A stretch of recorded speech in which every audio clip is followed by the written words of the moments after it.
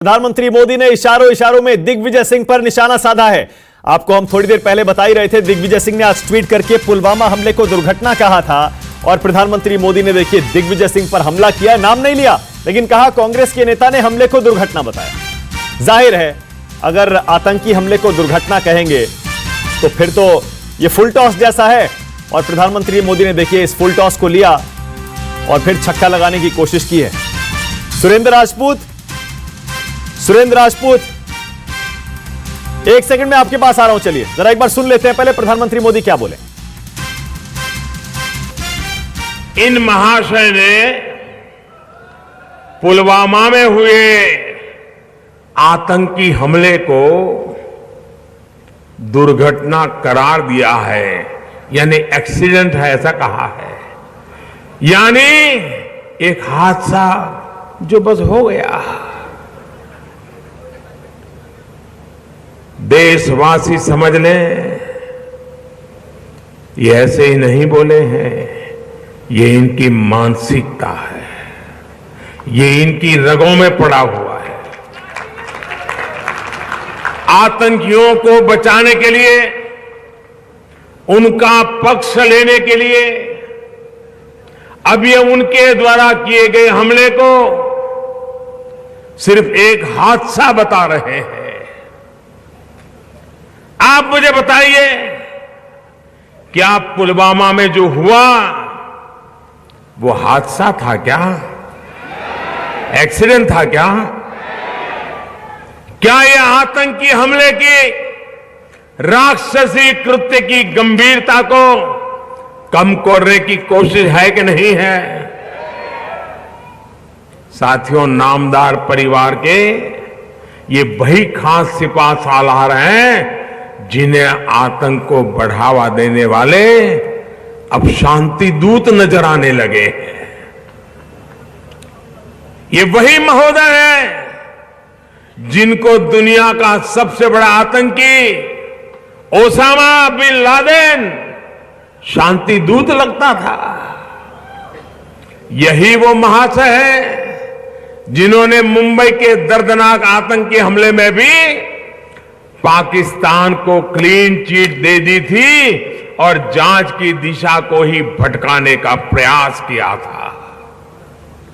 साथियों, मत भूलिए दिल्ली के बाटला हाउस में जब आतंकियों का एनकाउंटर हुआ था तो ऐसे ही एक और राज दरबारी ने दुनिया को बताया था कि आतंकी की मौत पर तब रिमोट कंट्रोल से सरकार चलाने वालों के आंसू थम नहीं रहे थे।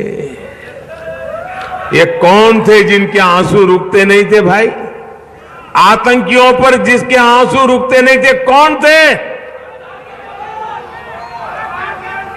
क्या ऐसी कांग्रेस से हम उम्मीद कर सकते हैं कि वो आतंक के खिलाफ कार्रवाई करेंगे? क्या ऐसी कांग्रेस से हम उम्मीद कर सकते हैं कि वो आतंक के सरपरस्तों को खत्म करेगी? संभव है उनसे? ये कांग्रेस कर सकती है? उनमें दम है, माजा है, इरादा है? कौन कर सकता है?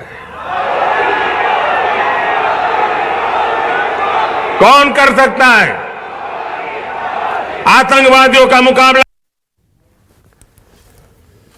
तो प्रधानमंत्री मोदी ने देखिए कितनी चालाकी से, कितनी चतुराई से पूरी कांग्रेस को लपेट लिया है दिग्विजय सिंह के एक बयान से। सुरेंद्र राजपूत, अब कहिए, जवाब दीजिए, क्या कहेंगे आप? आपको आतंक परस्त, आतंक समर्थक प्रधानमंत्री मोदी बता रहे हैं, जवाब दीजिए। हाँ बिल्कुल, हमें प्रधानमंत्री जी के भाषा ज्ञान पर इतनी ही उम्मीद थी। हमें तो उम्मीद थी कि और भी वो कुछ उल्टा सीधा कहेंगे, क्योंकि सच्चाई ये है कि मानसिक संतुलन भी खो चुके हैं। इस वक्त आसन्न हार के खतरे से प्रधानमंत्री जी जिस तरीके से बौखला गए हैं, हैरान हो गए हैं, परेशान हो गए हैं, राफेल पे जब चौकीदार चोर साबित हो गया है, तो सच्चाई है यही उम्मीद, इनके पास आखिरी रिजॉर्ट बचा है मानक भाई। अब ये लोग कुछ नहीं कर सकते, ये लोग सिर्फ और सिर्फ इसी तरीके की अनर्गल भाषा का, अनर्गल वाणी का वो प्रयोग कर सकते हैं और ये लोग इसी तरीके का प्रलाप कर सकते हैं। जो कांग्रेस पार्टी ने दो अपने प्रधानमंत्री देश के नाम पर खोए हो, दुर्घटना में, उनको लेकर के ये लोग बात करेंगे, दुर्घटना में खोए थे, वही ना, इसी तरीके की बात करेंगे। फिर देखिए मानक वो मैंने स्पष्ट पहले कर दिया है, अगर आप दोबारा स्पष्ट कराना चाहें तो दोबारा एक बार गूगल कर लें। दुर्घटना, एक अशुभ घटना, आफत इस तरीके की है, उसको भी मैंने आपको बताया। वॉच डॉग की हिंदी जरा बता दीजिए, उस तरीके उसको आप मत लीजिए। दिग्विजय सिंह ने स्वयं क्लियर कर दिया है कि वो आतंकी घटना है। ठीक है, सुन लीजिए, दिग्विजय सिंह ने अगले ट्वीट में क्लियर किया है कि वो आतंकी घटना है। अगर इसको भी आप करेंगे तो शायद बता दिया, इसीलिए पहले देखिए मैंने छिपाया नहीं, मैंने पहले ही बता दिया। दिग्विजय सिंह ने उसके बाद कहा हां आतंकी हमला है, लेकिन मैं ये पूछ रहा हूं क्या ऐसा नहीं लगता सुरेंद्र राजपूत के सारा विपक्ष इस समय फंस गया है? सुरेंद्र राजपूत, क्या ऐसा नहीं लगता विपक्ष फंस गया है और इसीलिए कुछ ना कुछ ढूंढ रहा है एयर स्ट्राइक पर कुछ जवाब तलाशने के लिए और उसमें और उलझता जा रहा है? क्या ये सच नहीं है? आपको नहीं लगता है कि भाजपा फंस गई है? रोज नई नई बातें कर रही है, निर्मला सीतारमण कुछ कह रही है, अमित शाह कुछ कह रहे हैं, क्या नाम, नरेंद्र मोदी कुछ कह रहे हैं, अहलूवालिया कुछ कह रहे हैं, येदियुरप्पा कुछ कह रहे हैं। मुझे तो ऐसा लगता है कि पूरा का पूरा सत्ता का पक्ष फंस गया है बिरयानी खाने के बाद भी, और पूरा सत्ता का पक्ष फंस गया है। आज की अलग अलग बयानों से आप विपक्ष को फंसा रहे हैं या खुद फंस रहे हैं, बताइए।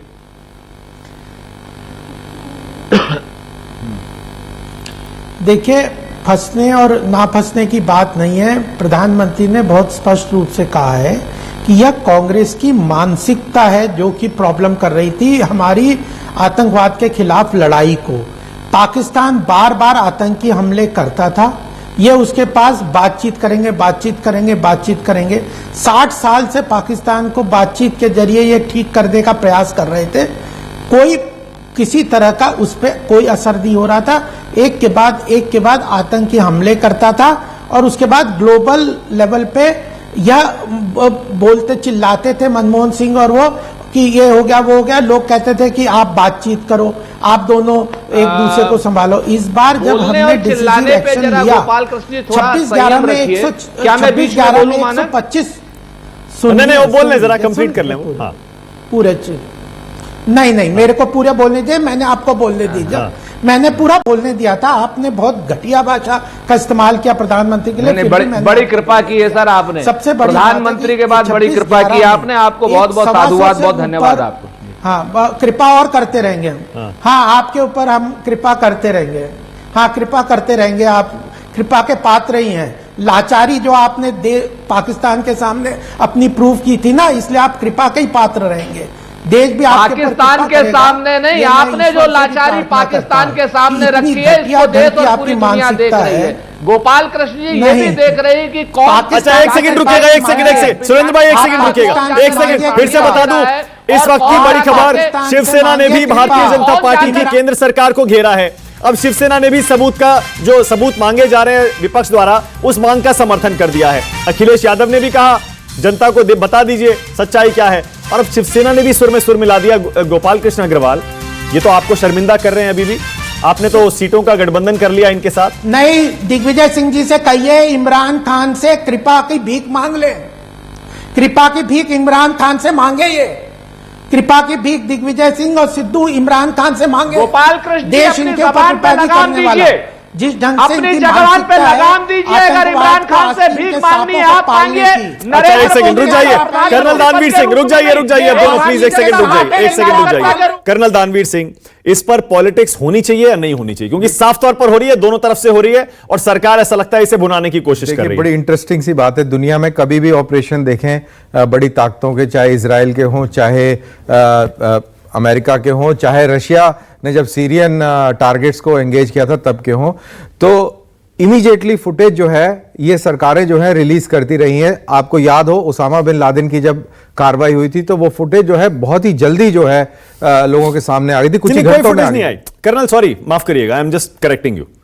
कोई फुटेज नहीं आई ओसामा की मौत का, कोई सबूत अमेरिका ने आज तक दुनिया को नहीं दिया। ओसामा की मौत का सबूत नहीं है। जो ऑपरेशन जो चला था उसकी जो स्टिल फोटोग्राफ्स थे वो एकदम उन्होंने रिलीज किए थे, और जो डिटेल वीडियो था वो बहुत बाद में रिलीज हुआ था, और उसमें बताया, खैर will not go into those details, लेकिन जो जब टारगेटेड स्ट्राइक्स होती हैं, चाहे वो टॉमहॉक क्रूज मिसाइल से हो, चाहे वो रशियन मिसाइल से हो, वो साथ के साथ, क्योंकि उसका रीजन ये है, क्योंकि जितने भी ये एडवांस बॉम्ब्स हैं, मिसाइल्स हैं, इसके आगे कैमरा लगा होता है जो लाइव फुटेज जो है बीम करता है, स्ट्रीम करता है कंट्रोल रूम को, और वो सब रिकॉर्ड हो जाती है। तो अगर ये करना चाहते तो कर सकते थे।